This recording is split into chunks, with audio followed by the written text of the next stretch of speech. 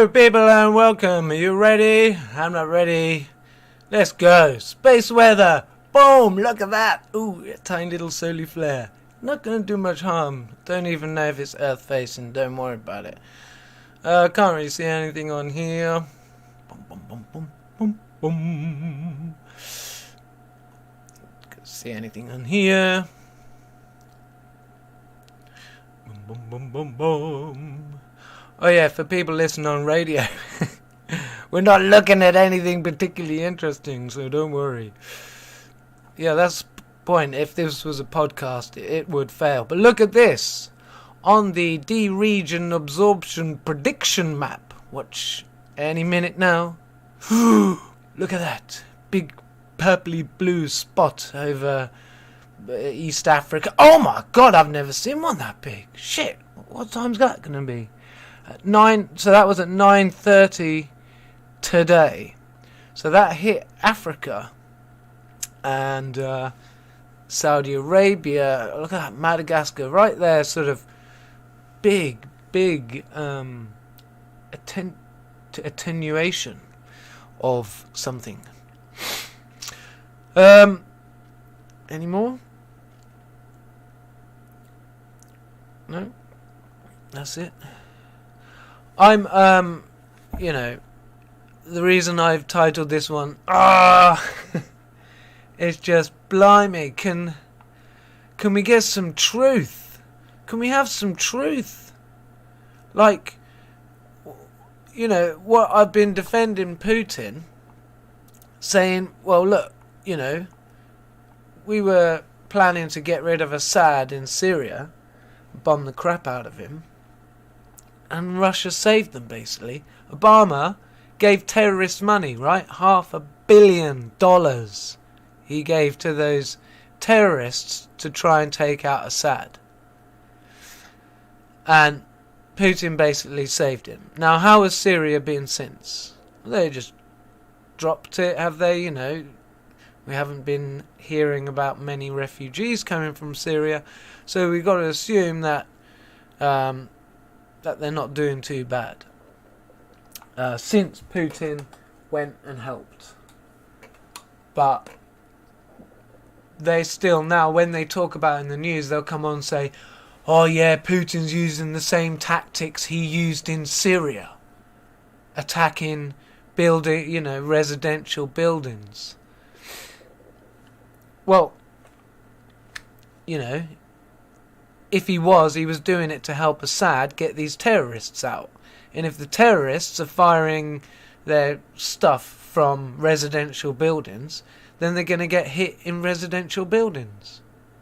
It's like, you know, you think if I was going to take over Banbury with a squad of mercenaries and we had some weapons, you know, I would think about taking a building that was well fortified and everything else. I wouldn't go and take a primary school. But that's what they'll do.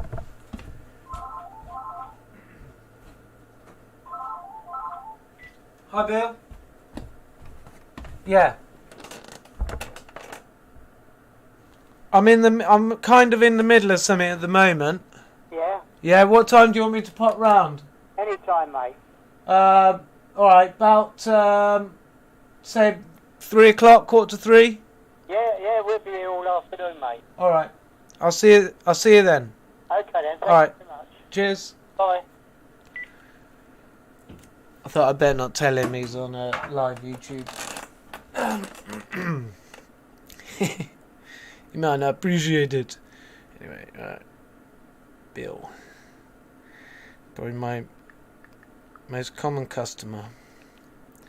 I don't charge him full rates because I've only got to walk over the road. It's not far away. Right. Yeah. So, you know, but they will go and put their base in a primary school so that when they get bombed, they can put it all over the media. You know, so-and-so bombs primary school. It's much more a war of information. I mean, if it looked like Putin was going to get taken out, it would be just because, you know, the false information, as I see it, the propaganda, is he even starting to affect his own people? I mean, we don't know yet. Hopefully he will have anticipated this sort of... See, I'm not on the side of any nation. I'm just on the side of truth and what's right.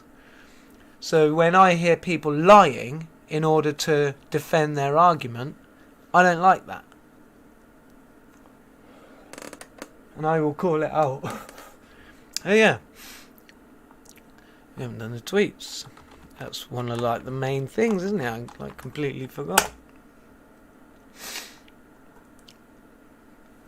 Are we going to hear anyone from the Russian point of view today? If truth continues to be neglected by @Talk Radio, your audience will shrink as fast as it grew. And I did try to get on. I phoned. They couldn't fit me in. They couldn't fit my opinions in, because you have to tell. They say, "What are you calling for?" And I'm not going to lie. I'm going to say I stand for truth, so I tell them what I was going to call for. And obviously they didn't want to try and defend their position against me. Stars don't die. We had listening to Howard Hughes last night. We had an astronomer on, and he was going to explain black holes, and he started by saying, that all the stars are going to die. They got no proof of it. Well, ever seen one die out of the billions to look at? No. They've never seen a star die. We've seen them dim, and then they claim they're dying, they're going to die, but then they brighten again. This is a micronova. And then another subject, the only black holes are at the centre of spiral galaxies. So there's something pretty special. That's about it on space. How can you disagree with facts, Peter? The American puppets in Kiev have been shelling parts of their own country for 8 years. That's Peter Cardigan on Talk Radio. He's a clever chap. I wouldn't want to go against him, but he's wrong on most things. If Britain sends all Russians to Russia, can I go with them? And I mean that, and I'm thinking about it more and more. I know I'll be on my own, but if it escalates too much, and if they're sending Russians back, I will seriously consider asking if I can go with them, because I just feel like I'm on the wrong side. I'm on the lying side. America has started 81% of the wars since the end of World War II. Pots calling kettles black. I mean, it's when they're building up the rhetoric of what Russia are doing. The biggest, most invasion since the end of World War II. It's absolute bollocks. How can they get away with that? It's absolute nonsense. And people aren't listening, you plebos. Have I signed into Facebook? I am. I mean, I've been doing a little bit of talking on Facebook, not a lot, I won't go into it. So you see here, everyone's like putting the Ukraine flag on things. Put the Ukraine flag, I mean, I think it's one of the worst flags in the world. That and Poland. Just half, one colour, half and half. It's crap. Support Ukraine. Support corruption. Support the US shadow government. Support the funding of terrorists. That's what you get. There's a piece here about the Associated Press. I'll just read out some of this. Moscow. The Russian President Vladimir Putin on Monday recognized the independence of Moscow-backed rebel regions in eastern Ukraine, a move that will further fuel tensions with the West amid fears of a Russian invasion. Putin's move follows days of heightened tensions in Ukraine's eastern industrial heartland, where Ukrainian forces are locked in a nearly 8-year conflict with Russian-backed separatists that has left more than 14,000 people dead. So this is civil war, basically, because, I mean, they say they're Russian-backed separatists, but they're just the civilians living in those regions of Ukraine. Here is a look at the rebel-controlled territories in eastern Ukraine. Separatist rebellion in the east. when Ukraine's Moscow-friendly president was driven from office by mass protests in February 2014. And those mass protests, how much do we think that other nations, I'll just say America, doing things in other democracies? So, if a place has got a dictator, there's only one way to take them out, that's war. But if a place is a democracy, what you can do is you can infiltrate their democratic system. You can use, propaganda and everything that they do to make them unpopular, blah, blah, blah.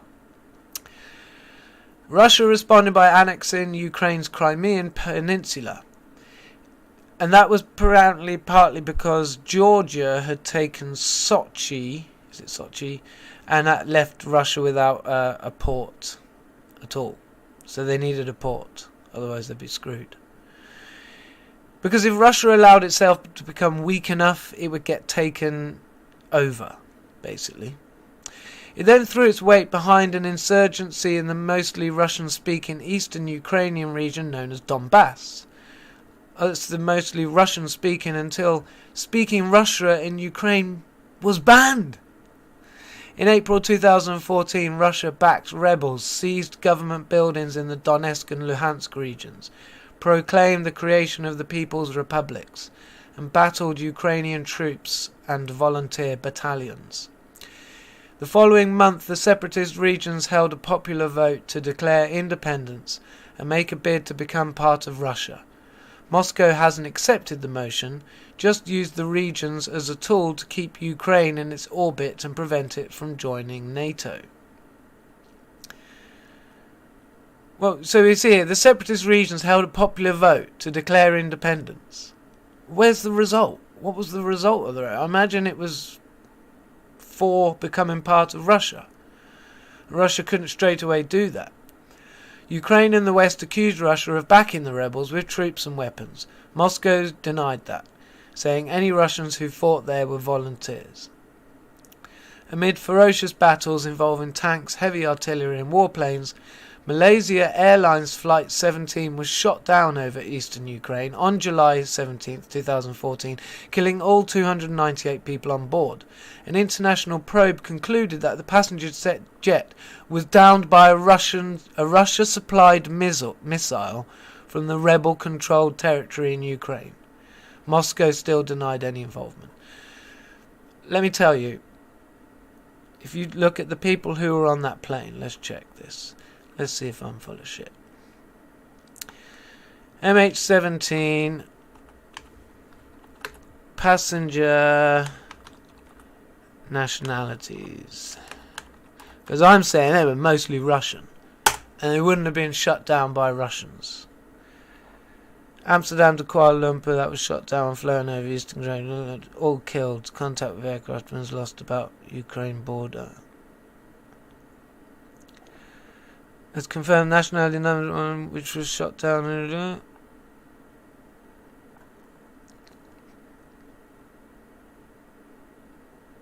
No, I'm not okay with that, because I'm on the wrong browser for that. Security, you gotta do security. No, I'm fine with that. Malaysia confirmed nationalities and numbers of passengers on board shut down over Ukraine. Majority of 298 passengers were from the Netherlands, with passengers from 9 different countries. 41 passengers have yet to be identified.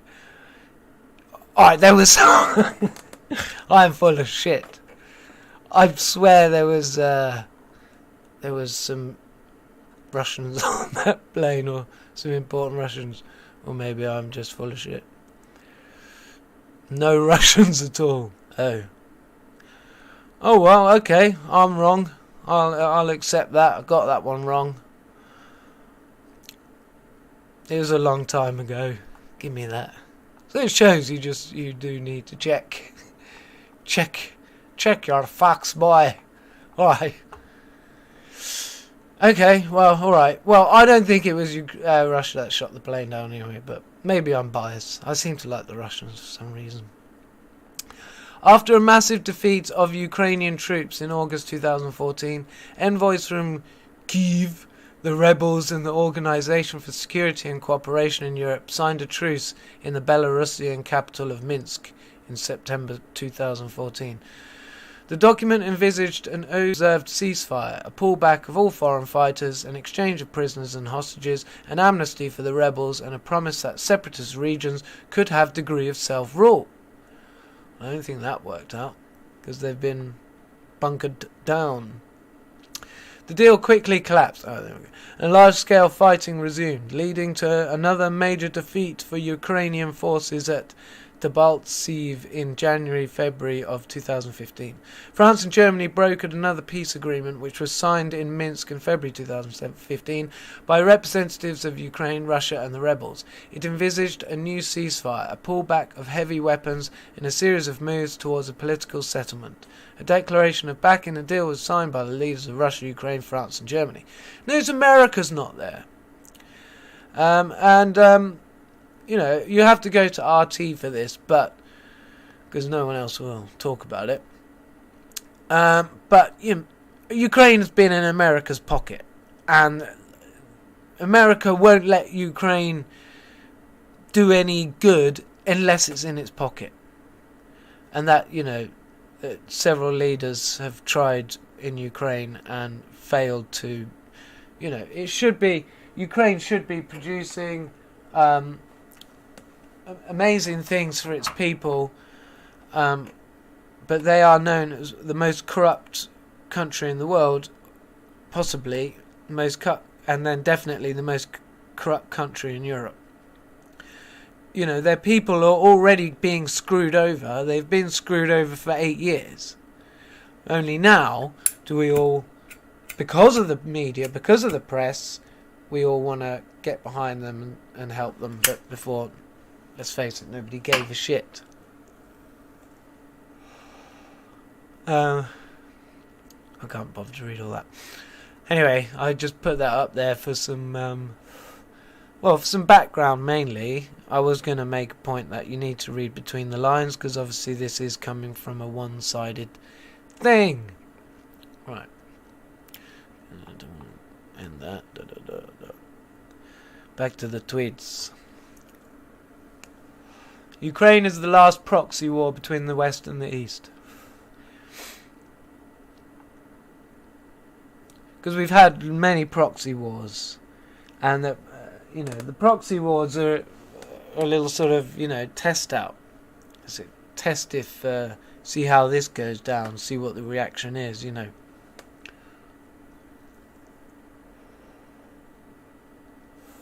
The Ukraine isn't really a proxy war. I mean, who cares more? Let's come on. Who cares more about the Ukrainians? Is it America, who just want them as their political manoeuvring? Is it Europe, who want them as a buffer and want all their wheat and stuff? Or is it the Russians, who are related to them, same ancestors? Who do you think wants the best for Ukrainians? Who do you think? If you can still think. And I think that's one of the things pissing me off, actually. Is, okay,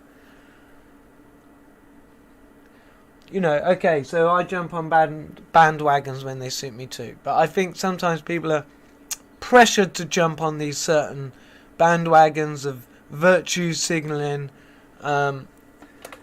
They do it out of pressure, not because they want to. They do it because they feel that is the right thing to do, and if they're seen doing it, then they're seen on the right side. The Western media has been lying about Russia for years. Yeah, because I've got a memory, and, this is one of the reasons why I am sympathetic to Russia and kind of friendly with Russia, because I feel like the treatment they've had over many years has been unacceptable. It's been disgraceful. Especially when we're acting like we're the ones in the right all the time. And I'm not alone. There's plenty of people out there, but the media will quash our voices, so it will make it seem like we're in a very small minority. We can tell with little effort when we get a biased point of view. I think we can. It simply doesn't add up. Thanks to RT, we can get the other side. Luckily, they haven't been banned yet. Russia isn't North Korea as well, you know. This is gaslighting what you are doing. Can't remember which person at Talk Radio that was, but there's a guy coming on and basically, I think it might be Nick DeBar, I'm not sure, came on sort of saying like, I think about all these poor Russians, they're probably being told certain things, they're all been brainwashed, they're not allowed to watch any other media. And then luckily bit after he said that, about 15 minutes later, an English guy phoned who's living in Russia and said, no, yeah, we get access to, he's going, well, obviously the state broadcast is a bit biased, but so is our one, BBC, but you can access the internet, you can do whatever you want. So just showed either Nick DeBar, I mean, if it was Nick DeBar, whoever it was, either they really didn't know or they are pushing a false narrative. Following the logic on what we hear from the media, one conclusion is clear. We care about Ukrainians who side with Europe, but not those that side with Russia. It's divisive. Why am I not surprised? One thing I was thinking earlier about this divisive things, things that they'll sort of say and will divide people, is once you've sort of, most people would probably sit on the fence, but once you've decided, no, I'm going this side, it's very hard to turn back. You have to be, if you've taken a side and then you learn things that, doesn't make sense if your side is right and that they're true, it is very difficult to turn back. And I think that's why, things get out of control, because people like to stick to their guns. It's a dumb move giving the citizens in Ukraine guns at such a late stage. Would have been smart 2 or 3 weeks ago.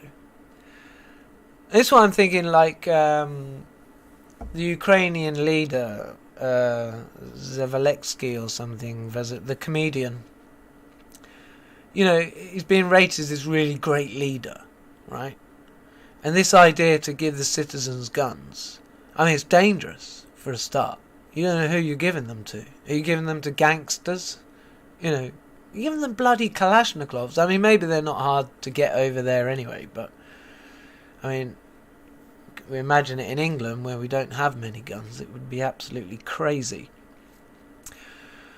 Now, it would have been smart if he had done that 2 or 3 weeks ago and you were actually able to give these people a little bit of training on the gun. Perhaps, get the sights right. Sights are very important. If you can aim, the sights need to be right.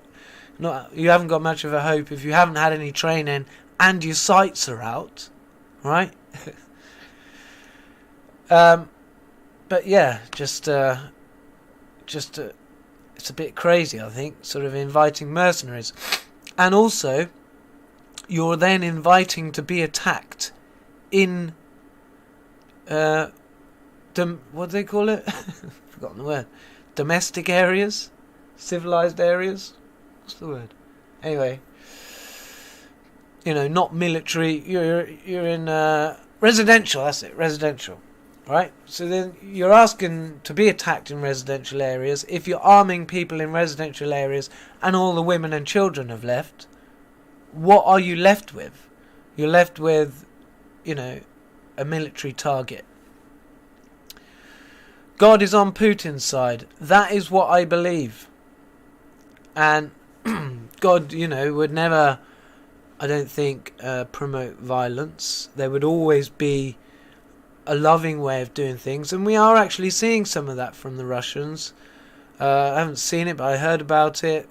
That a tank was repelled by Molotov cocktails, And if you think about it, someone's throwing bottles of stuff towards a tank. They're not very far away from the tank. The tank could have fired on them. I mean, they're equipped with machine guns as well as the big old gun. And they didn't do that. You know, they could have easily did that. They didn't. They reversed away. And I don't think they want to level Kiev. They don't want to bomb it to the ground, as, you know, that would be the Americans' way. Shock and awe. Remember that with Iraq? The first pictures we saw out of Iraq were just zoom, zoom, zoom, zoom. Ballistic missiles being launched, do you know what I mean? And just indiscriminate bombing of Baghdad. So, I think Putin is a believer in God, is a true believer in God, and I believe that every step of the way he, for his own actions, will be thinking about that. And by the way, not everyone's saying this is Putin's idea. It was voted in the lower house in Moscow that Russia needed to do something about the Donetsk and Lugansk regions, if I've said them wrong, sorry. So, you know what I mean? Putin's kind of doing what his government are telling him to. Isn't it victim blaming when they call Putin a bully? They have been ganging up on him for years. He is not a bully. He is the victim who finally stands up to the bullies. This expert gives us no facts. His message is this: Russian oligarch bad, Ukrainian oligarch good. I would be very interested to hear why the Russian language was banned in Ukraine, and are the two languages similar? I think they probably are similar, because as we hear here, as Boris switched sides, he was speaking Russian, but he also spoke Ukrainian, and to me, well, I only heard the clip once, but it sounded the same. It was only a few years ago that they were flattening Syria. You've got a Swiss cheese memory, pal. I don't know who I was talking to there. I think Putin had two motives. One, to liberate Russians not happy. Two, to stick one to the West after 8 years of being ridiculed and goaded. Oh, by the way, Talk Radio blocked me. Well, it's not a full block, but when you start typing @talk, but usually when I get to the R, it comes up and I click it, and that now doesn't come up. I have to type it all out, but they've done that before and it came back. So when they kind of do this, sometimes if important enough, I also post it to Facebook so I can tag them. I want to be heard, but I know I was being heard, because even when they were blocking out these, goaded, Jeremy Kyle used the word, so I reckon he'd read it. I think Putin only wants the places where the people want him. Anyway, that's what I was saying earlier. The West has become the towering dictator with its stick of shame, and the old communists defend the individual. I wrote the song back in 2008-ish. Survival of the sickest is what the West's become. The media has lied again and again. It's propaganda all the way. The media's voice has been ringing in our ears for years, pushing us towards some sort of BS utopia. I will go as far to say the old Democrat versus communist model has switched. Russia have more friends than the West would have us believe. Then there are all the smaller states that will go with the winning side. In many ways I feel I've been putting up with the same pressure as Putin, and I'm not alone. By the way, these tweets were in reverse. I had a long speech and I had to put it in several tweets. So I'm reading them backwards. Oops. I sympathise with Putin. He acts like someone who hasn't been listened to. Because he wasn't in the cool group and didn't go along with all the cool stuff like LGBT. This is geopolitical, and the West are over-egging their power. You can't eat money. The Russian language was banned in Ukraine. Who's the bully? You're a rude twat, Collins. I said that, but I think that's when they struck me off, or a bit later. But you know, he had a Russian on, And fair enough, it wasn't a bad line, and the Russian's accent wasn't great. But he if he wasn't interrupted, he was able to, say what he meant, and we could understand what he was saying. And Collins purposely just grabbed the wrong end of the stick and whacked him with it, and I thought it was very, very rude. The only peaceful solution now is a new treaty with Russia. It will have to be in their favour, as they have us over a barrel. So this was, we're going back to February 24th, so only 4 days ago. Turkey will be the kingmaker in this situation. If the West can't convince Erdogan to go against Putin, then forget it. And Turkey have been very quiet. Putin must have known he would get hit financially. Hitting him with more sanctions will possibly force him to loot. Yeah, he probably won't do that. I think they've anticipated this, I don't think they would have done this without some sort of contingency plans. But it's like this, they say don't poke the bear. They've been poking Putin, poking him into a corner. And that is his position. He cannot go any further back. He cannot, otherwise he'd basically be giving up on his country that the West would want to take down, probably break up, and, after 20 years or however long it's been since Putin's been in power in Russia, they've come from quite a low point to being, a player again in the world. So I don't think you can just give that up. It wouldn't be the right. No, this is a car crash we've been watching for years. Mike Graham and his guest got it right this morning. Russia should have been allowed to join NATO back in the 90s. So it is our fault. Like, if the West had wanted a good result, we could have had a good result. I don't know what they wanted to do. They wanted to take Bashar al-Assad from Syria out. They wanted him gone. They wanted Syria, basically. They want the whole area. They want the whole Middle East. They came out of Afghanistan. They left it. The corrupt prat whoever they had in power there in the first place took the money and left. Taliban come in and take over, which would have all been pretty obvious was going to happen. And then they freeze all the assets of Afghanistan, so that now the people are starving. They're selling their kidneys for money. They're selling their children because the West have frozen their assets because they don't like the Taliban. Right? But the Taliban have been there. They've been there for the country. Again, who cares about their country people more? The people there. So they've left Afghanistan to destabilise the region, I think. I mean, it's on the border of Pakistan, of Russia. Iran, they don't care if they destabilise that region. I don't know what they're doing. They're just crazy. I don't know because I'm not in there. But this is it. When we, the normal people get what's shoved down our throat, it doesn't add up. There's something dodgy going on. Just as we know, the West have form.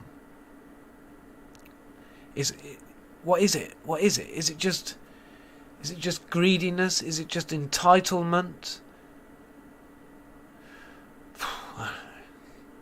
Carry on.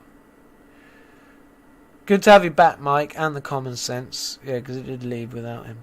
So we left Afghanistan up a creek without a paddle. We've frozen their assets, so now they are starving. The UN is asking for $5 billion in aid money. Why not just take it from the assets? People are selling their kidneys. I didn't realise these were coming up. People selling their kidneys so they can eat. Even some selling their children. This is the results of the West meddling with other countries. Afghanistan hasn't fallen off the map, It's because they weren't, it's like, it was only a few weeks ago but they've just completely forgotten it. So I tweeted Afghanistan 7 times. Russia developed 3 different vaccines for COVID-19. None of them are the mRNA type. Thought that was interesting.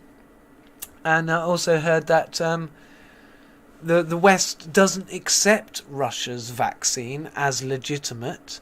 So if you had the Russian vaccine and you wanted to go to another country, they'd say, sorry, we don't consider that a vaccine. We don't consider you vaccinated.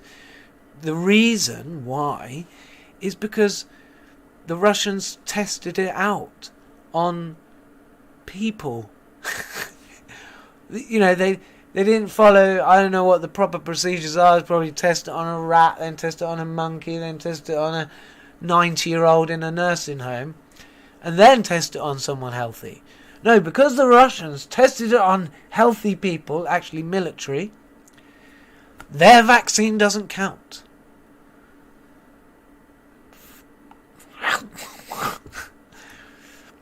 Why do I always find myself defending people I don't know? I don't like to see people targeted, especially when I feel they're in the right. If this comes to war, it was provoked. Putin was pushed into a corner. Why doesn't NATO invite Russia to join? That would solve the issue, and they should have in 1990. Russia even asked to join, they were told no. I've had to go to RT to get the Russian perspective. That's the first time in ages that I've had to leave talk radio because I wasn't getting... It's clear when you're only getting one side of the coin. Putin... Like, Jeremy Kyle came onto his show and he said, right, we're going to hear from the Ukrainian perspective, the English perspective, he purposely failed not to mention Russia. I might have tweeted it. I've been tweeting a lot. Just under 1 million people have been killed in post-9/11 military conflicts. And 81% of them started by America. Are we just ignoring now the absolute mess we have left in Afghanistan? We'd far rather point fingers than examine ourselves. At Talk Radio, no longer the home of free speech. Was it by force? There wasn't any resistance at Talk Radio, experts making false claims. So, Nick Dubois, you don't believe there is such thing as liberation at Talk Radio? You didn't say a Russian point of view, that would be good. We have lots of Russians living here peacefully among us. That was the one to Jeremy Kyle when he failed to mention it. Remind everyone when the West wanted to bomb the crud out of Syria, Russia protected them. Was that a mistake?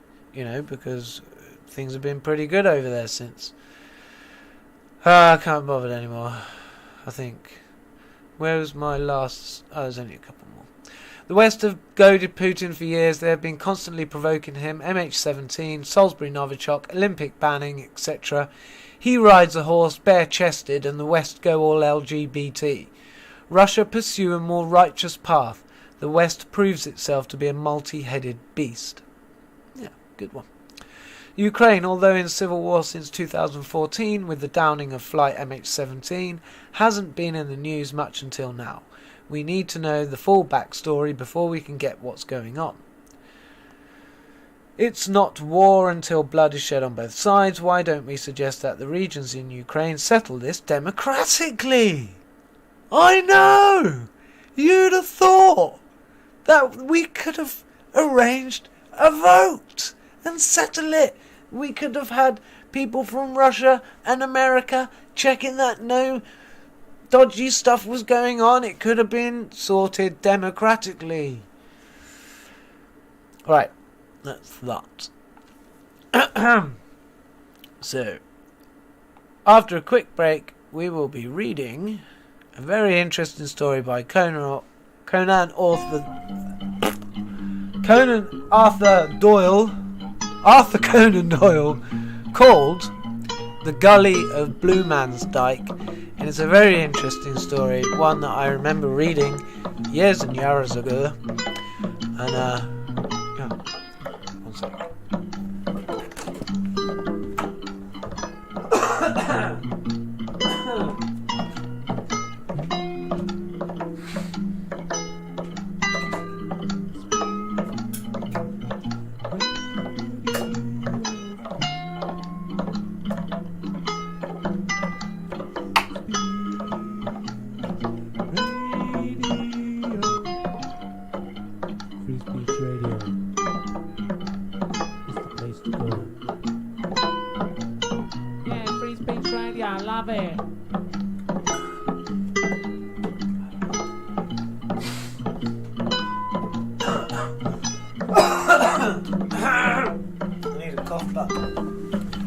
Okay.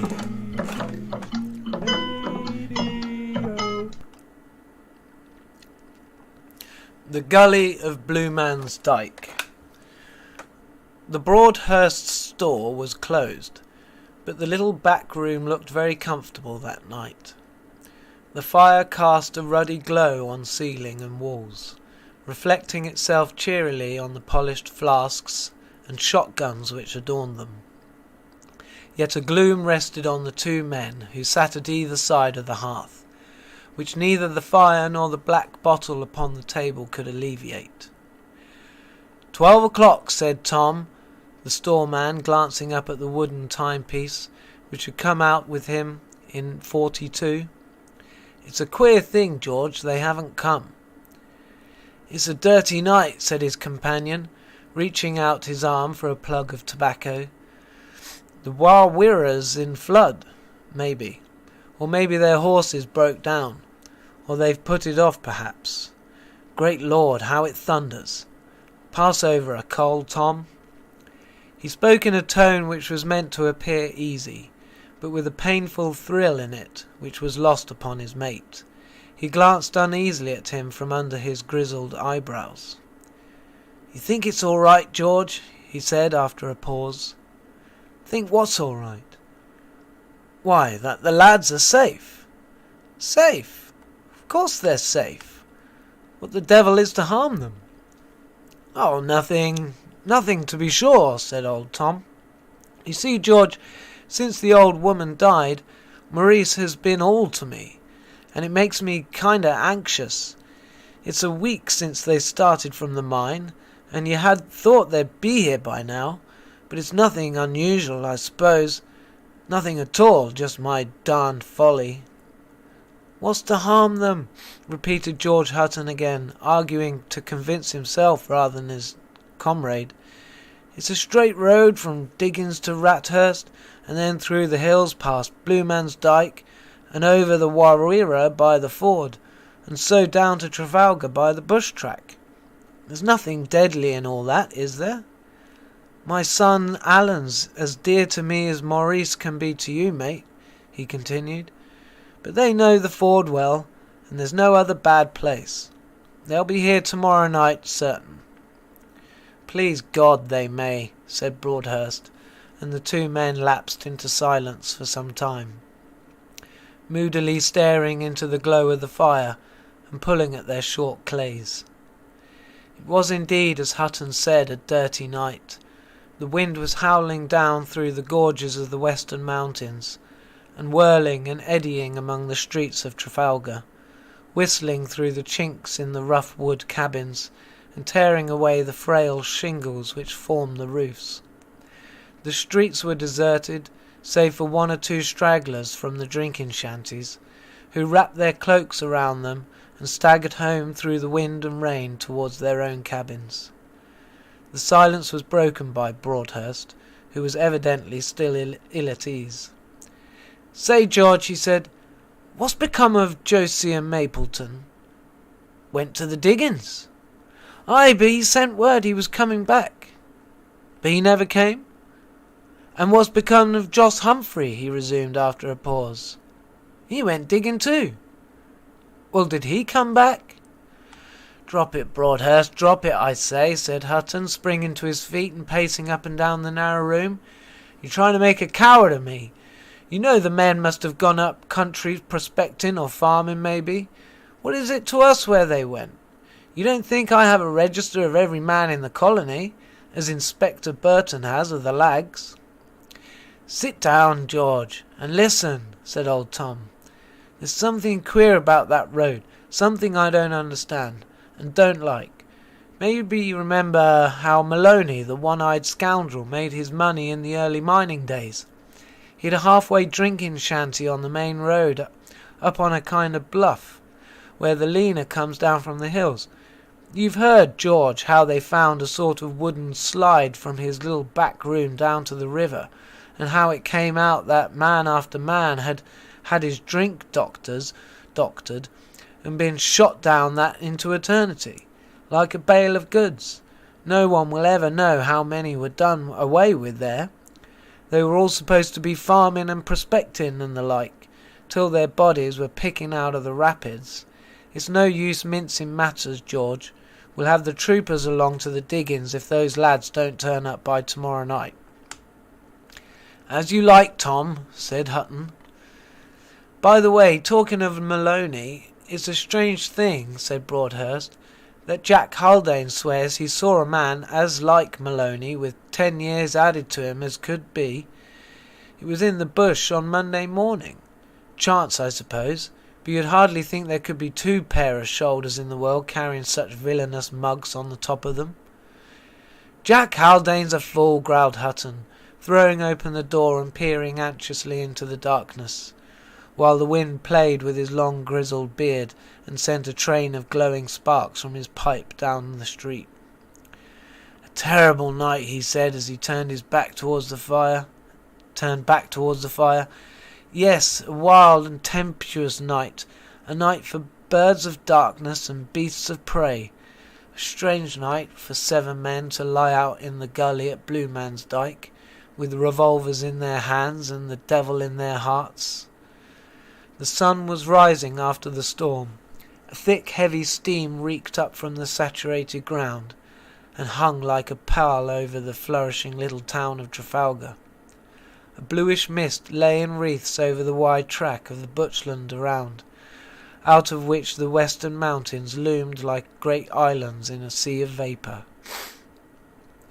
Something was wrong in the town. The most casual glance would have detected that there was shouting and hurrying of feet. Doors were slammed and rude windows thrown open. A trooper of police came clattering down with his carbine unslung. It was past time for Joe Butchen's sawmill to commence work, but the great wheel was motionless, for the hands had not appeared. There was a surging, pushing crowd in the main street before old Tom Broadhurst's house, and a mighty clattering of tongues. "What was it?" demanded the newcomers, panting and breathless. "Broadhurst has shot his mate. He's cut his own throat. He has struck gold in the clay floor of his kitchen. No, it was his son Maurice who had come home rich, who had not come back at all, whose horse had come back without him." At last the truth had come out, and there was the old Sorrel House horse in the question, whinnying and rubbing his neck against the familiar door of the stable, as if entreating entrance, while 2 haggard grey-haired men held him by either bridle and gazed blankly at his reeking sides. "God help me," said old Tom Broadhurst. "It is as I feared." "Cheer up, mate," said Hutton, drawing his rough straw hat down over his brow. "There's hope yet." A sympathetic and encouraging murmur ran through the crowd. "Horse ran away, likely. All been stolen. Or he's swum in the Warreera and been washed off," suggested one of Job's comforter. "He ain't got no marks of bruising," said another, more helpful. "Rider fallen off drunk, maybe," said a bluff old sheep farmer. "I can remember," he continued, "coming into town 'bout this hour myself with my head in my holster, and thinking I was 6-chambered revolver. Mighty drunk I was. Maurice had a good seat. He'll never be washed off." "Not he." "The horse has a wheel on its off forequarter," remarked another, more observant than the rest. "A blow from a whip, maybe." "It would be a darned hard one." "Where's Chicago Bill?" said someone. "He'll know." Thus invoked, a strange gaunt figure stepped out from in front of the crowd. He was an extremely tall and powerful man, with the red shirt and the high boots of a miner. The shirt was thrown open, showing the sinewy throat and massive chest. His face was seamed and scarred with many a conflict, both with nature and his brother man. Yet beneath his ruffianly exterior there lay something of the quiet dignity of the gentleman. This man was a veteran gold hunter, a real old Californian 49er who had left the fields in disgust when private enterprise began to dwindle before the formation of huge incorporated companies with their ponderous machinery. but the red clay with the little shining points had become to him as every breath of his nostrils, and he had come halfway round the world to seek it once again. "Here's Chicago Bill," he said. "What is it?" Bill was naturally regarded as an oracle, in virtue of his prowess and varied experience. Every eye was turned on him as Braxton, the young Irish trooper of the constabulary, said, "What do you make of the horse, Bill?" The Yankee was in no hurry to commit himself. He surveyed the animal for some time with his shrewd little grey eye. He bent and examined the girths. Then he felt the mane carefully. He stooped once more and examined the hoofs, and then the quarters. His eye rested on the blue wheel already mentioned. This seemed to put him on a scent, for he gave a long, low whistle, and proceeded at once to examine the hair on either side of the saddle. He saw something conclusive, apparently, for with a sidelong glance under his shaggy eyebrows at the two old men beside him, he turned and fell back among the crowd. "Well, what do you think?" cried a dozen voices. "A job for you," said Bill, looking up at the young Irish trooper. "Why, what is it? What's become of young Broadhurst?" "He's done what a better man has done afore. He has sunk a shaft for gold and panned out a coffin." "Speak out, man! What have you seen?" cried a husky voice. "I've seen the graze of a bushranger's bullet on the horse's quarter, and I've seen a drop of the rider's blood on the edge of the saddle. Here, hold the old man up, boys, don't let him drop. Give him a swig of brandy and lead him inside. Say," he continued in a whisper, gripping the trooper by the wrist, "mind I'm in it. You and I play this hand together. I'm dead on such varmin. We'll do as they do in Nevada. Strike while the iron is hot. Get any man you can together. I suppose you're game to come yourself?" "Yes, I'll come," said young Braxton with a quiet smile. The American looked at him approvingly. He had learned in his wanderings that an Irishman who grows quieter when deeply stirred is a very dangerous specimen of the genus Homo. "Good lad," he muttered, and the two went down in the street together towards the station house, followed by half a dozen of the more resolute of the crowd.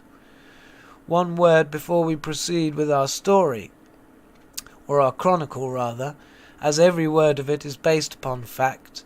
The colonial trooper of 15 or 20 years ago was a very different man from his representative of today. Not that I would imply any slur upon the courage of the latter, but for reckless daredevilry and knight-errantry the old constabulary has never been equalled. The reason is a simple one. Men of gentle blood, younger sons and wild rakes who had outrun the constable, were sent off to Australia with some wild idea of making their fortunes. On arriving they found Melbourne had no means the El Dorado they expected. They were unfit for any employment, their money was soon dissipated, and they were unerringly gravitated into the mounted police. Thus a sort of colonial Maison Rouge became formed, where the lowest private had as much pride of birth and education as his officers. They were men who might have swayed the fate of empires, yet who squandered away their lives in many a lone wild fight with native and bushranger, where nothing but a mouldering blue ragged skeleton was left to tell the tale. It was a glorious sunset. The whole western sky was a blaze of flame, throwing a purple tint upon the mountains, and gliding the sombre edges of the great forest which spreads between Trafalgar and the river Warura. It stretched out, a primeval unbroken wilderness, save at one point where a rough track had been formed by the miners and their numerous camp followers. This wound amid the great trunks in a zigzag direction, occasionally making a long detour to avoid some marshy hollow or especially dense clump of vegetation. Often it could hardly be discerned from the ground around save by the scattered hoof marks and occasional rut. About 15 miles from Trafalgar there stands a little knoll, well sheltered and overlooking the road. On this knoll a man was lying as the sun went down that Friday evening. He appeared to shun observation, for he had chosen that part in which the foliage was the thickest. He seemed decidedly at his ease, as he lolled upon his back with his pipe between his teeth, and a broad hat down over his face. It was a face that was well to cover in the presence of so peaceful a scene, a face pitted with the scars of immaterial smallpox. The forehead was broad and low.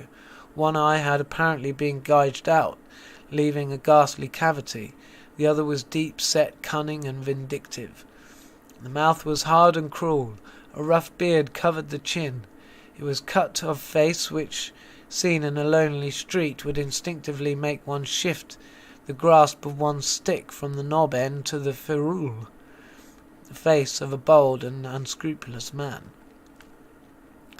Some unpleasing thought seemed to occur for him, because he rose with a curse and knocked the ashes out of his pipe.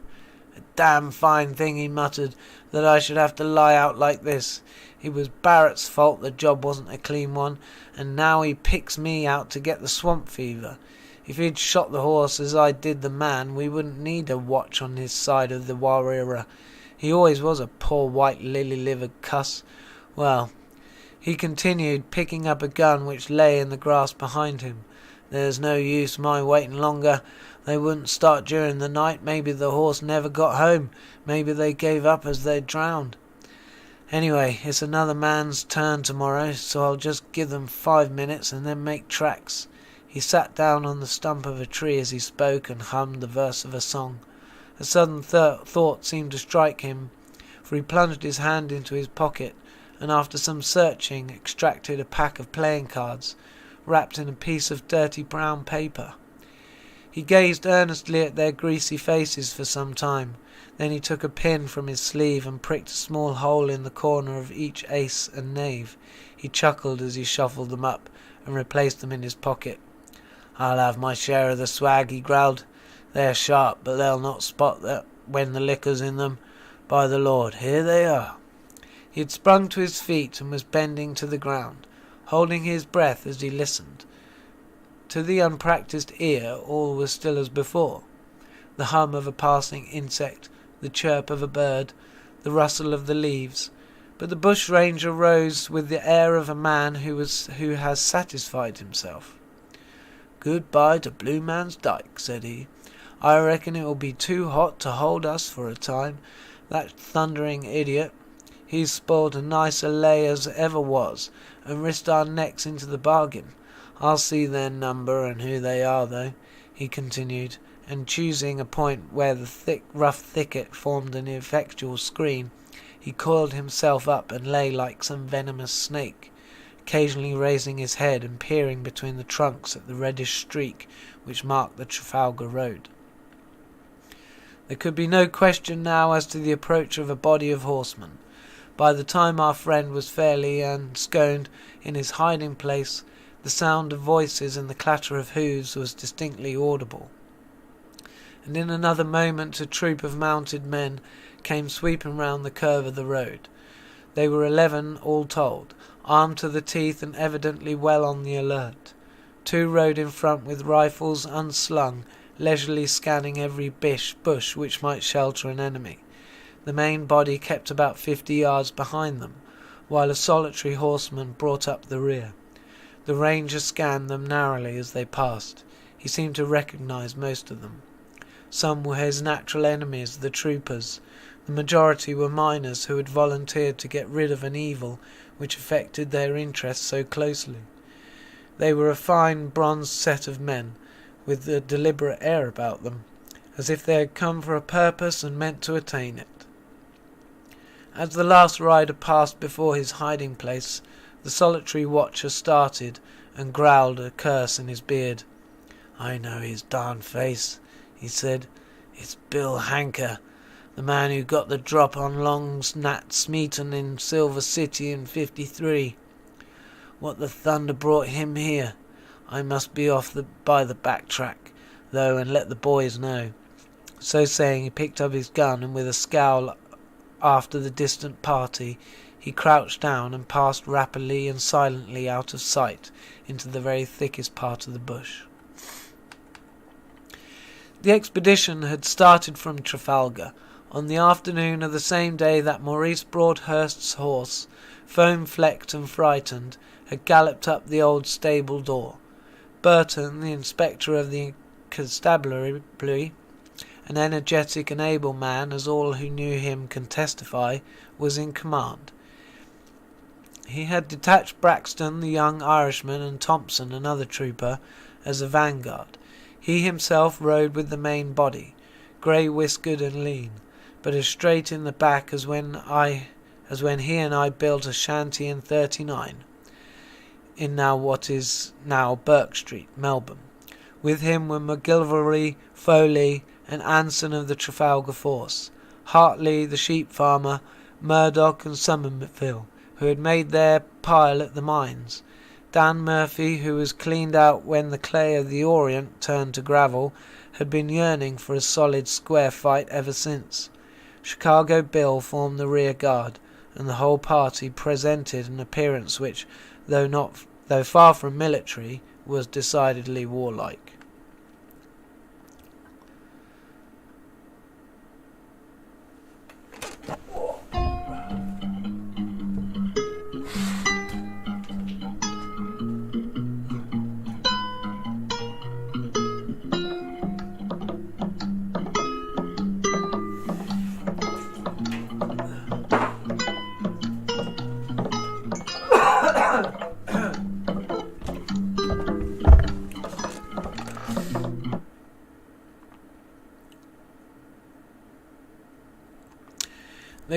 They camped out that night 17 miles from Trafalgar, and next day pushed on as far as where the Stirling Road runs across. The third morning brought them to the northern bank of the Aaaaargh, which they forded. Here a council of war was held, for they were entering what they regarded as enemy's country. The bush track, though wild, was occasionally traversed both by shepherds and sportsmen. It would hardly be the home of a gang of desperate bushrangers, but beyond the Aaaaargh the great rugged range of the Tapu Mountains towered up to the clouds, and across a wild spur of these the mining track passed up to Bluemansdyke. It was here they decided at the council that the scene of the late drama lay. The question now was what means were to be taken to attack the murderers, for that murder had been done, no man doubted. All were of one mind as to the main line of action should be. To go for them straight, shoot as many as possible on sight, and hang the balance in Trafalgar. That was plain sailing, but how to get them was the subject of much debate. The troopers were for pushing on at once, and trusting to fortune to put the Rangers in their way. The miners proposed rather to gain some neighbouring peak, from which a good view of the country could be obtained, and some idea gained of their whereabouts. Chicago Bill took a rather gloomy view of things. "Nary one will we see," said he. "They've dusted out the district for this. They'd know the horse would go home, and likely as not they'd have had a watch on the road to warn them. I guess, boys, we'd best move on and do our best." There was some discussion, but Chicago's opinion carried the day, and the expedition pushed on in a body. After passing the second upland station, the scenery becomes more and more grand and rugged. Great peaks, 2,000 and 3,000 feet high, rose sheer up at each side of the narrow track. The heavy wind and rain of the storm had brought down much debris, and the road was almost impassable in places. They were frequently compelled to dismount and lead the horses. "We haven't far now, boys," said the inspector cheerily as they struggled on, and he pointed to a great dark cleft which yawned in front of them between two almost perpendicular cliffs. "There, they are there," he said, "or nowhere." A little higher the road became better, and their progress was more rapid. A halt was called. Guns were unslung, and the pistols loosened in their belts, for the great gully of Bluemansdyke, the wildest part of the whole Tapu range, was gaping before them. But not a thing was to be seen. All was as still as the grave. The horses were picketed in a quiet little ravine, and the whole party crept on foot. The southern sun glared down hot and clear on the yellow bracken and banks of fern which were lined the narrow winding track.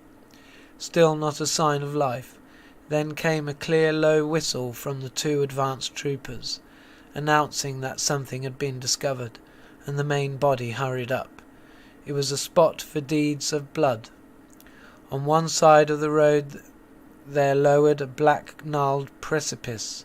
On the other was the sullen mouth of the rugged gully. The road took a sharp turn at this point. Just at the angle, several large boulders were scattered, lining and overlooking the track. It was at this angle that a little bed of mud and trampled red clay, betokened a recent struggle. There could be no question that they were at the scene of the murder of the 2 young miners. The outline of a horse could still be seen in the soft ground, and the prints of its hoofs as it kicked out in its death agony were plainly marked. Behind one of the rocks were the tracks of several feet, and some pistol wadding was found in a tuft of ferns. The whole tragedy lay unclosed before them. 2 men, careless in the pride of their youth and their strength, had swept round that fatal curve. Then a crash, a groan, a brutal laugh, the galloping of a frightened horse, and it was all over. What was to be done now? The rocks around were explored, but nothing fresh discovered. Some 6 days had elapsed, and the birds were apparently flown. The party separated and hunted about among the boulders. Then the American, who could follow a trail like a bloodhound, found tracks leading towards a rugged pile of rocks on the north side of the gully. In a crevice here the remains of the 3 horses were found. Close to them at the rim of an old straw hat projected through the loose loam. Hartley, the sheep farmer, sprang over to pick it up. He started back in the act of stooping, and said in an awestruck whisper to his friend Murphy, "There's a head under it, Dan." A few strokes of a spade disclosed a face familiar to most of the group, that of a poor travelling photographer, well known in the colony by the sobriquet of Stooping Johnny, who had disappeared some time before. It was now in an advanced stage of putrefaction. Close to him another body was discovered, and another beside that. In all, 13 victims of these English thugs were lying under the shadow of the great north walls of the Bluemansdyke Gully. It was there, standing in silent awe around the remains of these poor fellows, hurried into eternity and buried like dogs, that the search party registered a vow to sacrifice all interests and comforts for the space of 1 month to the single consideration of revenge. The inspector uncovered his grizzled head as he solemnly swore it, and his comrades followed his example. The bodies were then, with a brief prayer, consigned to a deeper grave. A rough cairn was erected over them, and the 11 men set forth upon their mission of stern justice. 3 weeks had passed, 3 weeks and 2 days. The sun was sinking over the great waste of bushland, unexplored and unknown, which stretches away from the eastern slope of the Tapu Mountains. Save some eccentric sportsman or bold prospector, no colonist had ever ventured into that desolate land. Yet on this autumn evening 2 men were standing in a little glade in the very heart of it. They were engaged, tying up their horses, and apparently making preparations for camping out for the night. Though haggard, unkempt, and worn, one still might recognize 2 of our former acquaintances, the young Irish trooper and the American Chicago Bill. This was the last effort of the avenging party. They had traversed the mountain gorges, they had explored every gully and ravine, and now they had split into several small bands, and having named a trysting place, they were scouring the country in the hope of hitting upon some trace of the murderers. Foley and Anson had remained among the hills. Murdoch and Dan Murphy were exploring towards Rathurst, Somerville, and the inspector had ascended along the Wawira. while the others in 3 parties were wandering through the eastern bushland. Both the trooper and the miner seemed dejected and weary. The one had set out with visions of glory and hopes of a short cut to the coveted stripes which would put him above his fellows. The other had obeyed a rough, wild sense of justice, and each was alike disappointed. The horses were picketed, and the men threw themselves heavily upon the ground. There was no need to light a fire. A few dampers and some rusty bacon were their whole provisions. Braxton produced them, and handed his share to his comrade. They ate their rough meal without a word. Braxton was the first to break the silence.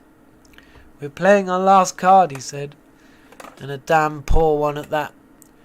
Why, mate," he continued, "if we did knock up again these all-fired varmin, you don't suppose you and I would go for them? I guess I'd up and shove for Trafalgar first." Braxton smiled. Chicago's reckless courage was too well known in the colony for any words of his to throw a doubt upon it.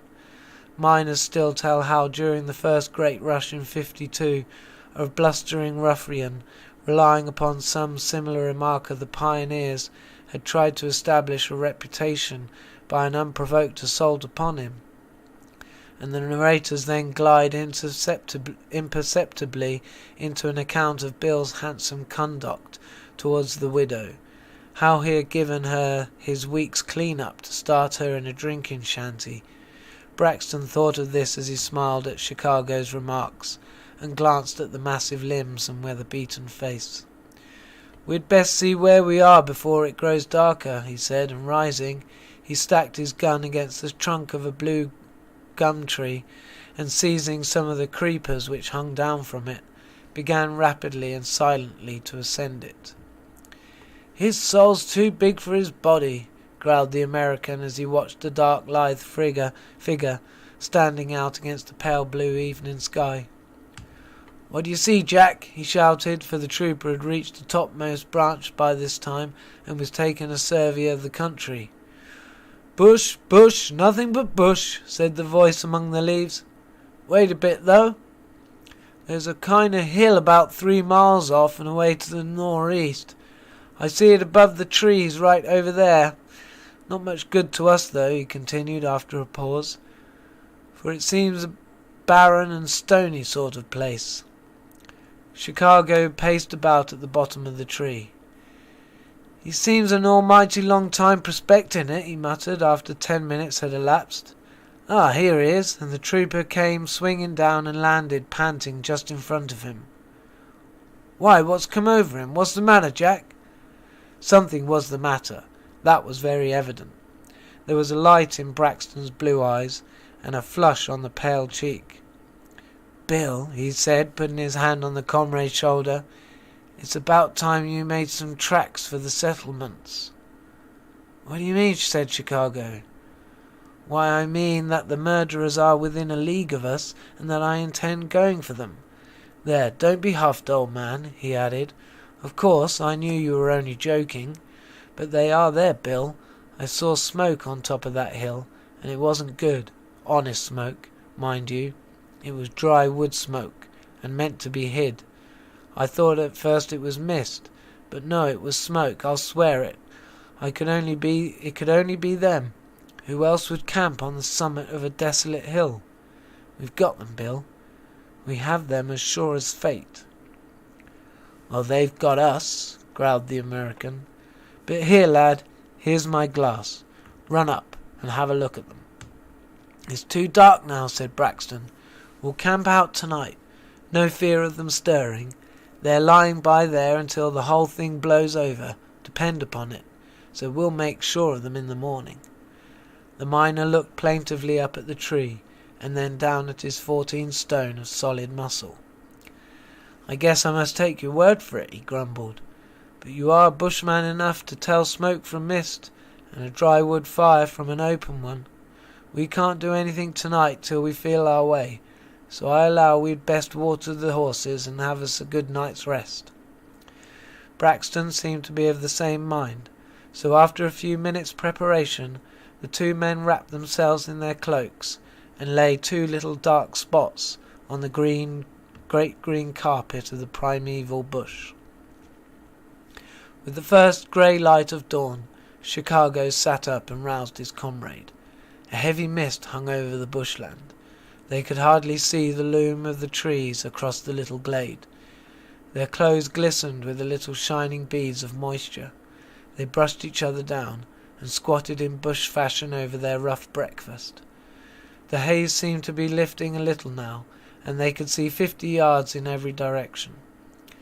The miner paced up and down in silence, ruminating over a plug of Barrett's Twist. Braxton sat on a fallen tree, sponging and oiling his revolver. Suddenly a single beam of sunshine played over the great blue gum. It widened and spread, and then in a moment the mist melted away, and the yellow leaves glowed like flakes of copper in the glare of the morning sun. Braxton cheerily snapped the lock of his pistol, loaded it, and replaced it in his belt.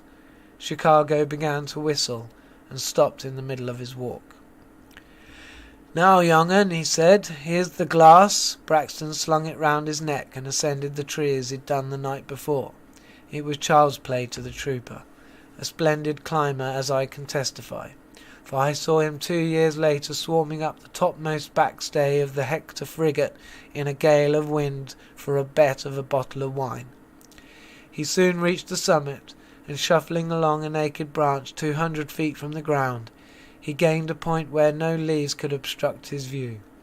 Here he sat, straddle-legged, and unslinging the glass, he proceeded to examine the hill, bush by bush and stone by stone. An hour passed without his moving. Another had almost elapsed before he descended. His face was grave and thoughtful. "Are they there?" was the eager query. "Yes, they are there." "How many?" "I've only seen 5, but there may be more." "Wait till I think it out, Bill." The miner gazed at him with the reverence matter has towards mind. Thinking things out was not his strong point. "Blamed if I can help you," he said apologetically. "It kinda don't come natural to me to be plotting and planning. Want a education, likely. My father was allowed to be the hardest-headed man in the States. Judge Jeffers let on as how the old man wanted to hand in his checks. So he down and put his head in on the line when the first engine ran from Vermont was coming up.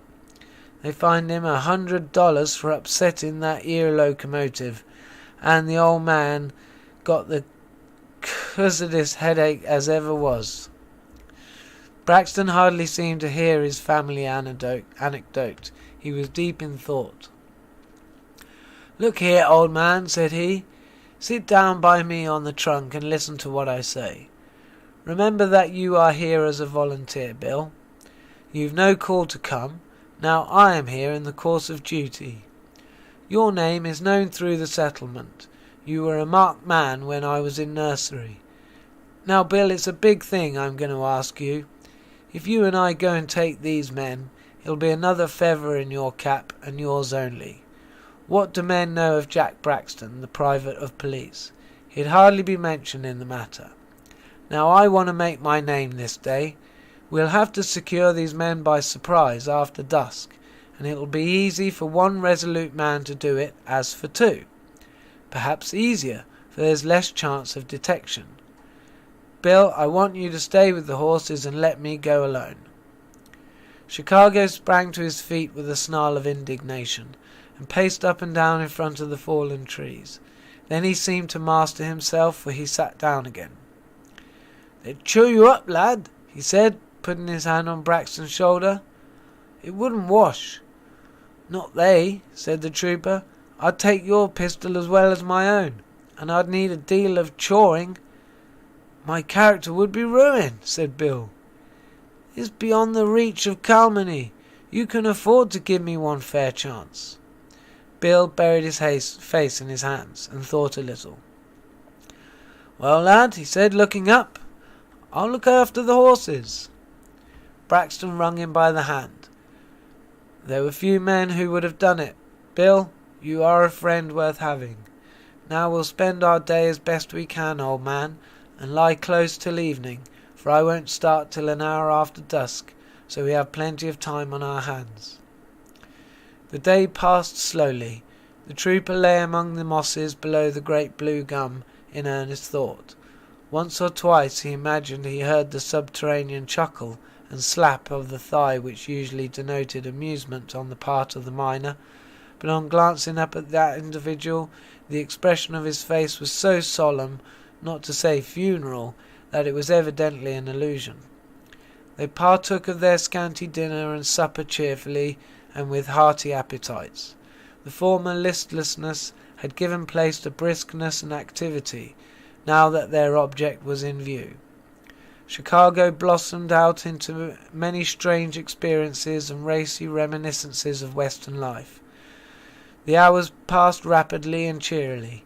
The trooper produced a venerable pack of cards from his holster and proposed euchre, but their gregariousness and the general difficulty of distinguishing the king of clubs from the ace of hearts exercised a depressing influence upon the players. Gradually the sun went down on the great wilderness. The shadow fell on the little glade, while the distant hill was still tipped with gold. Then that too became purplish. A star twinkled over the Tapu range, and night crept over the scene. "Goodbye, old man," said Buxton. "I won't take my carbine. It would only be in the way. I can't thank you enough for letting me have this chance. If they wipe me out, Bill, you'll not lose sight of them, I know, and you'll say I died like a man. I've got no friends and no message, and nothing in this world but a pack of cards. Keep them, Bill. They're a fine pack in 51. If you see a smoke on the hill in the morning, you'll know all's well, and you'll bring up the horses at once. If you don't, you'll ride to Fallen Pine, where we were to meet. Ride day and night, Bill. Tell Inspector Burton that you know where the Rangers are, that Private Braxton is dead, and that he said he was going to bring up his men, else he'd come back from the grave and lead them up himself. Do that, Bill. Goodbye." A great quiet rested over the heart of that desolate woodland. The croak of a frog, the gurgle of a little streamlet half hidden in the long grass. No other sound. Then a wakeful jay gave a shrill chatter. Another joined, and another. A blue finch screamed. A wombat rushed past to gain its burrow. Something had disturbed them, yet all was apparently as peaceful as before. Had you been by the jay's nest, however, and peered downwards, you would have seen something gliding like a serpent through the brushwood, and caught a glimpse perhaps of a pale, resolute face, and the glint of a pocket compass, pointing north by east. It was a long and weary night for the trooper Braxton. At any moment he might come on an outpost of the Rangers, so every step had to be taken slowly and with care. But he was an experienced woodman, and hardly a twig snapped as he crawled along. A morass barred his progress, and he was compelled to take a long detour. Then he found himself in thick brushwood, and once more had to go out of his way. It was very dark here in the depth of the forest, and there was a heavy smell, and a dense steam laden with miasma rose from the ground. In the dim light he saw strange creepy things around him. A bushmaster writhed across the path in front of him. A cold, dank lizard crawled over his hand as he crouched down. But the trooper thought only of the human reptiles in front, and made steadily for his goal. Once he seemed to be pursued by some animal he heard creaking behind him, but it ceased when he stopped and listened, so he continued his way. It was when he reached the base of the hill, which he had seen from the distance, that the real difficulty of his undertaking began. It was almost conical in shape, and very steep. The sides were covered with loose stones and an occasional large boulder. One false step here would send a shower of these tell-telling fragments clattering down the hill. The trooper stripped off his high leather boots and turned up his trousers, and he began cautiously to climb, cowering down behind every boulder. There was a little patch of light far away on the horizon, a very little grey patch. but it caused the figure of a man who was moving up upon the crest of a hill to loom out dim and large. He was sentry, apparently, for he carried a gun under his arm. The top of the hill was formed by a little plateau, about 100 yards in circumference. Along the edge of this the man was pacing, occasionally stopping to peer down in the great dusky sea beneath him. From this raised edge of the plateau curved down from every side, so as to form a crater-like depression. In the centre of this hollow stood a large white tent. Several horses were picketed around it, and the ground was littered with bundles of dry grass and harness. You could see these details now from the edge of the plateau, for the grey patch in the east had become white and was getting longer and wider. You could see the sentry's face, too, as he paced round and round, a handsome, weak-minded face, with more of the fool than the devil impressed on it. He seemed cheerful, for the birds were beginning to sing, and their 1,000 voices rose from the bush below. He forgot the forged note, I think, and the dreary voyage, and the wild escape, and the dark gully away beyond the Tapu range, for his eye glistened, and he hummed a quaint little Yorkshire country air. He was back again in the West Riding village, and the rough boulder of the front shaped itself into the hill behind which Nelly lived before he broke her heart, and he saw the ivied church that crowned it. He would have seen something else had he looked again, something which was not in his picture, a white passionless face which glared at him over the boulder. As he turned upon his heel, still singing, the unconscious that the bloodhounds of justice were close at his heels. The trooper's time for action had come. He had reached the last boulder. Nothing lay between the plateau and himself but a few loose stones. He could hear the song of the sentry dying away in the distance. He drew his regulation sword, and with it his Adams in his left, he rose and sprang like a tiger over the ridge and down into the hollow. The sentry was startled from his dream of the past by a clatter and a rattling of stones. He sprang round and cocked his gun. No wonder that he gasped, and that a change passed over his bronzed face. A painter would need a dash of ultramarine in his flesh tints to represent it now. No wonder, I say, for that dark active figure with the bare feet and the brass buttons meant disgrace and the gallows to him. He saw him spring across to the tent, he saw the gleam of a sword, and he heard a crash as the tent pole was severed, and the canvas came down with a run upon the heads of the sleepers. And then above the oaths and shouts he heard a mellow Irish voice. "I've 12 shots in my hands. I have you, every mother's son. Up with your arms, up, I say, before there's blood upon my soul. One move and ye stand before the throne." Braxton had stooped and parted the doorway of the fallen tent, and was now standing over 6 ruffians who occupied it. They lay as they had wakened, but with their hands above their heads, for there was no resisting that quiet voice backed up by the 2 black muzzles.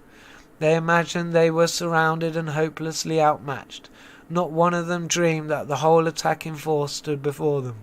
It was the sentry who first began to realize the true state of the case. There was no sound or sign of any reinforcement. He looked to see that the cap was pressed well down on the nipple and crept towards the tent. He was a good shot, as many of the keeper on Braddygarth and the Yorkshire fells could testify. He raised his gun to his shoulder. Braxton heard the click, but dared not remove his eye or his weapon from the 6 prisoners. The sentry looked along the sights. He knew his life depended upon that shot. There was more of the devil than the fool in his face now. He paused a moment to make sure of his aim, and then came a crash and a thud of a falling body. Braxton was still standing over the prisoners, but the sentry's gun was unfired, and he himself was writhing on the ground with a bullet through his lungs. "You see," said Chicago, as he rose from behind a rock with his gun still smoke in his hand, "it seemed a powerful mean thing to leave you, Jack, so I thought as I'd kind of drop round promiscuous and wade in if needed, which I was, as you can't deny. No, you don't."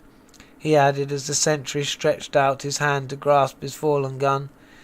"Leave the weapon alone, young man. It ain't in your way as it lies there." "I'm a dead man," groaned the ranger. "Then lie quiet like a respectable corpse," said the miner, "and don't go a-squirming towards your gun. That's ordinary undedicated conduct. "Come here, Bill," cried Braxton, "and bring the ropes those horses are picketed with. Now," he continued as the American, having abstracted the sentry's gun, appeared with armful ropes, "you tie these fellas up and kill anyone who moves." "Pleasant division of labour, eh, old Blatherskite?" said Chicago, playfully tapping on the one-eyed villain Maloney on the head. "Come on, the ugliest first." So saying, he began upon him and fastened him securely. One after another the rangers were tied up, all except the wounded man, who was too helpless to need securing.